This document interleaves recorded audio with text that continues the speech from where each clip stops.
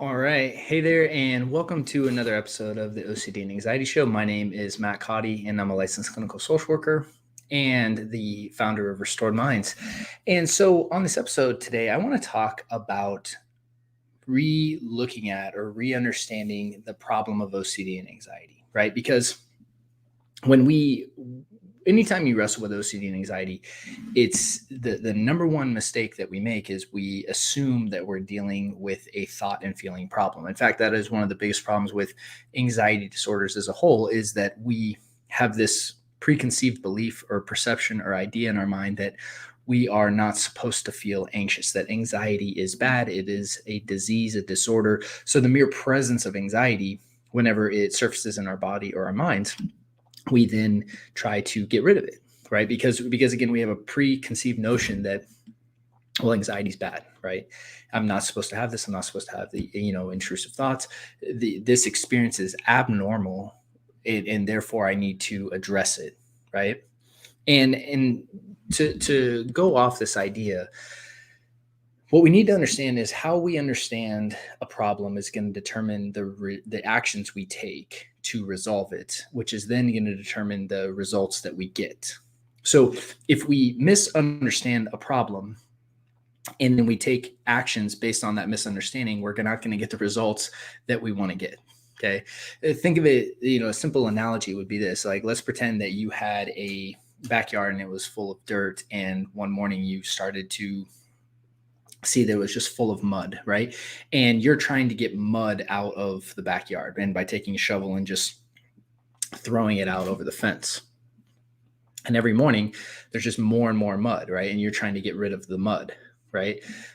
But the real problem is that there's a broken pipe up the hill from your house that's leaking water into the backyard, which is just generating more and more and more mud. Okay.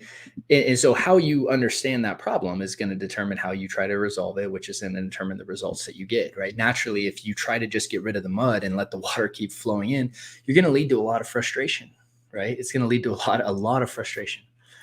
And in many ways, that's what happens with OCD and anxiety, right? When we try to get rid of something like anxiety or thoughts that are intrusive thoughts, or just physical sensations in the body, the reality is we don't have the power to just do that. We don't have the power to just shift an emotional experience and get rid of it, or more importantly, never experience it. Because if we do that, then what happens is we start avoiding things that trigger us, and we start living a smaller and smaller and smaller life, right? And so if we understand anxiety as the problem itself, we're naturally going to move to try to get rid of it. And that is paradoxically what creates more of it, right? When we get more sensitive to triggers, our lives become smaller. If we try to get rid of intrusive thoughts, we paradoxically create more of them, right? It's a complete paradox how the recovery process works. And this is why when it comes to OCD and anxiety, I always talk about understanding it in the context of a loop, right? So this loop has these four components, right? It has the thoughts, the intrusive thoughts. Usually they're what if, futuristic, or past based thoughts, right? They could be intrusive images, but there are some kind of images that then cause an emotional distress within us, right? This is what we call psychological stress. Our brain has the ability to create an idea that then puts our body into the fight or flight response, or the stress response. So it's created psychologically, right? We're triggering out our own stress response by a mere idea in our mind. And that idea, as a whole, is really fascinating and a pretty interesting phenomenon when you really just step back and look at it, right? But so you have this psychological stress that's created, and this is what we call anxiety, right? And the reason that we call it that is because we're getting stressed out about something that is not currently happening. Right? We're literally going into a fight or flight response over an event that doesn't exist, may never exist, or if it's in the past, event that currently doesn't exist because it already happened. And this is one of the reasons that anxiety is so uncomfortable, right? Is because we're generating this stress response, this fight or flight response that's designed to put us in motion, and nothing's happening, right? Like so this discomfort, what it comes from is this excess energy in our body. And then we do a behavior to neutralize that feeling, Okay, because we think that because we're experiencing this energy, this must be bad. And now we need to get rid of it by doing a behavior. Now we do various mental behaviors, physical behaviors. And again, I have more episodes on that, so I won't go into this but in depth, but that produces a relief in us. And then what happens is that because we did a behavior to neutralize that feeling or neutralize the thought, it reinforces the idea in our brain that that actually was dangerous, or it actually was something that we should have addressed. And this loop begins. And this is what we're talking about here. This is why we need to understand OCD and anxiety from a loop perspective.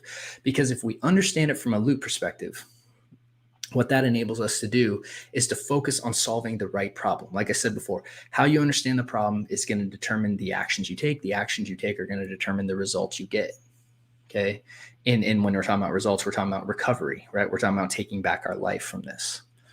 If we understand this as a thought problem, we are going to try to stop thoughts, which is paradoxically, again, going to engage in safety behaviors, which is going to reinforce the loop, and the loop is going to spin more. If we understand this as a feeling problem, right, and we try to get rid of anxiety, we're going to do behaviors like avoidance or checking or reassurance or washing, whatever, that's going to cause the loop to spin. So the more and more we try to focus on getting rid of thoughts and feelings, or understand this even in the context as a thought and feeling problem, we are going to do behaviors that are going to keep the loop going.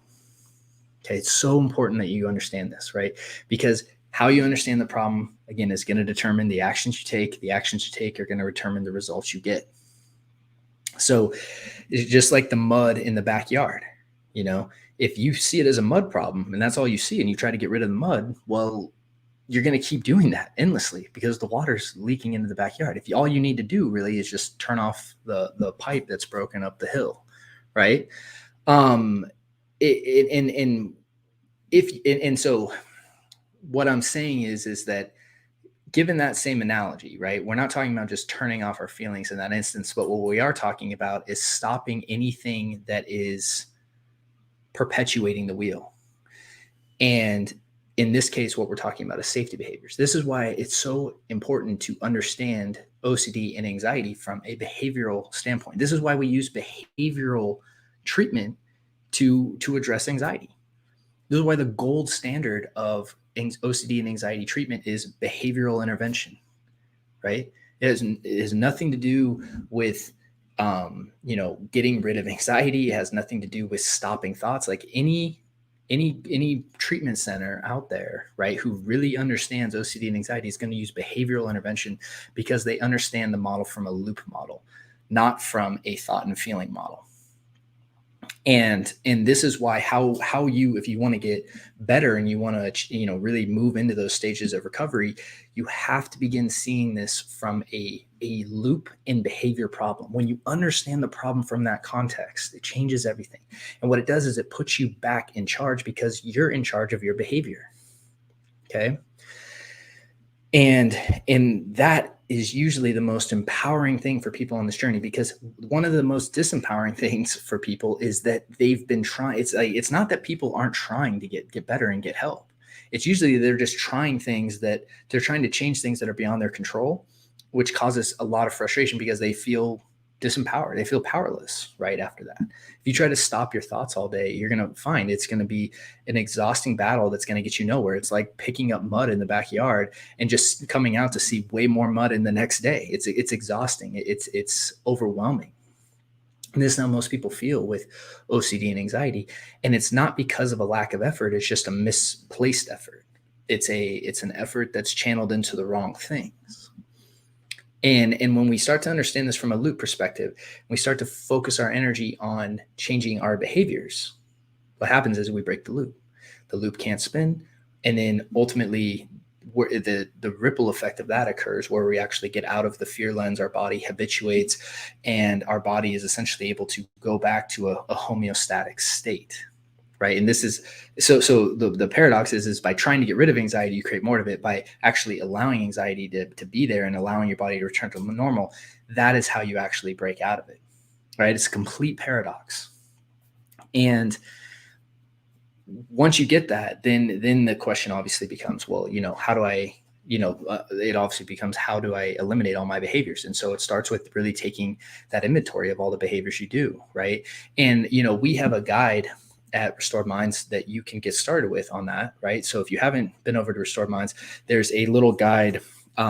It's like 16 pages or something like that, but it's free, right? And you can download it and literally go through the safety behaviors, really start to understand the AAA response and how that can help you on your journey, because it really, understanding it from this perspective is going to change your entire model on how you operate, which is going to determine the results or the actions you're going to take, which is going to determine the results you get.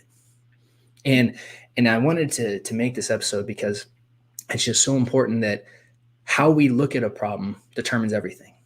And so many people misperceive this problem and ultimately engage in the wrong behaviors that paradoxically perpetuate it. And when really this doesn't have to be something, this is not a life sentence. You can get better. You can recover. Okay. And it really comes back down to shifting the way you perceive it, shifting the actions that you take, and which will ultimately determine the results that you'll get on your journey to recovery. So hopefully this episode has been helpful and you see the context in what I'm saying, and even using that digging the mud analogy may be helpful, because if you feel like you've been doing the same thing again and again and you're getting nowhere, instead of continuing to try it, right, and instead of continuing to engage in behaviors that really are just keeping you stuck, you have to step back and look at this from a wheel model, a loop model, whatever you want to call it. And then you look at what you can actually change in that wheel, which is your behaviors. And by breaking that wheel, that is the answer to your success on this journey. So, so thank you so much for hanging out today and just kind of going along with me on this. For more resources, over at restoredminds.com, we have a guide you can start with. We have a free training. We also have our different programs, from taking back control to our group and our individual coaching programs. So we are here to support you on this journey. If this is something you wrestle with, so you can please, there's some links right down in the notes so you can check it out and head over there. And and other than that, I just wish you guys a great week. I hope you guys all had a great Thanksgiving. And I look forward to continuing this journey and seeing you on the next episode. Take care.